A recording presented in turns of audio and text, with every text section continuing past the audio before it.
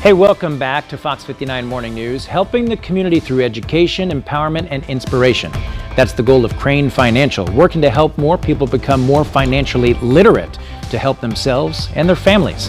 Follis Fullilove is here. He's a known financial hometown hero, and he's the founder of Crane Financial. He's here with us this morning. First of all, I love the name, Fullilove. It's awesome. I told you this during the break. It's a joke on Facebook. It said, "I'm so glad that I learned about parallelograms instead of how to do my taxes, because it's really handy every parallelogram season." Right. But it's that old thing. You hear people all the time who've run up credit card bills and they're in bad shape, and like, I wish I would have learned about this in school or earlier in life. Yeah. It's a shame. Me having an accounting degree, right? I still didn't learn about it in school. Nobody kind of taught you how to manage your personal finances from that perspective, or let alone business finances from that perspective.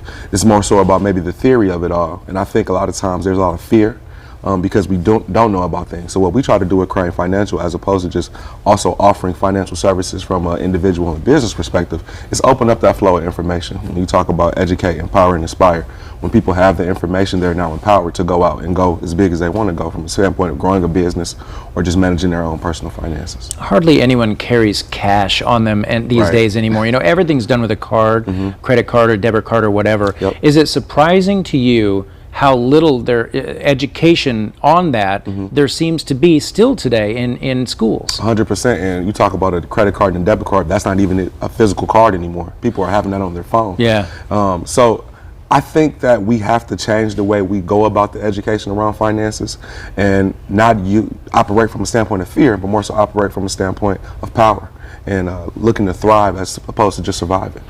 You can just imagine how many families, how many neighborhoods even, would be so different if some of this basic knowledge was taught earlier to them. Maybe they didn't have the opportunity to learn some of this. So many people learn financial lessons the hard way, later in life, you know. So that's what you're trying to prevent. Most definitely. And I think the earlier you expose people to it and the more often you expose people to it, the easier it is to kind of grasp and retain that information and apply it, right? That's what's important outside of just learning and knowing it, but being able to apply it effectively in their lives. I'm so intrigued about it, especially trying to reach young people, just starting off in their professional life or maybe close to graduating from high school. To have this knowledge puts you already at such an advantage over so many teens out there who have no idea about interest rates and and all the things like that. I mean, it's shocking all of a sudden. So someone who wants to learn more, I know you're able to go into schools, you can hold seminars and things. What's the best way for people to reach out to you to start looking into this? So we have social media, whether it be Crane Financial LLC or Instagram, or you can go to our website, cranefinancial.org, and we actually go into schools and try to touch students and talk to them about these different topics, as well as adults. We do something called Tax the Block, where we kind of have an open forum in the community to kind of talk about different financial issues from a standpoint of not only just making and saving money, but investing and protecting it as well. Real quick, we're almost out of time, but if there's one tip or piece of advice or lesson any young person out there could learn right now, what would you say it is? If you can't buy it twice, don't buy it once. Oh, right. And that's about the interest, and Well, that's more so about understanding the affordability, right? If you can afford to buy something twice, then you truly can afford to have it, because there's always going to be something that happens. You're always going to need that availability of a rainy day fund, right?